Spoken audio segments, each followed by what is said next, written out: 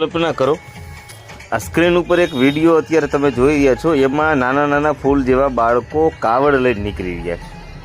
હવે તમે વિચાર કરો, જે બાળકોને શિક્ષણમાં મનુવાદ આપવામાં આવે, જે બાળકોને શિક્ષણમાં અંધશ્રદ્ધા આપવામાં આવે, જે બાળકોને શિક્ષણમાં કુરિવાજ આપવામાં આવે, કુરૂઢિઓ આપવામાં આવે, હવે એ વિચાર કરો, એ બાળક મોટું થાય એટલે એ કેવું થાય? તો એ મોટું થાય ને તો એ ધાર્મિક ગુલામ બને.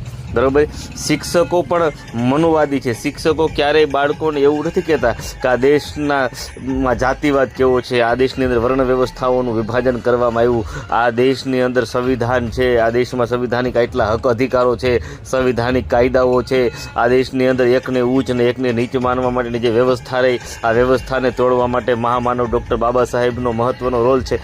આવું નહીં શીખવાડવામાં આવે, પણ અત્યારથી જ આ બાળકોને કાવડ આપવામાં આવે છે. એનો મતલબ એ છે કે તમે મોટા થાવ તો પણ તમે ધાર્મિક ગુલામ રહો.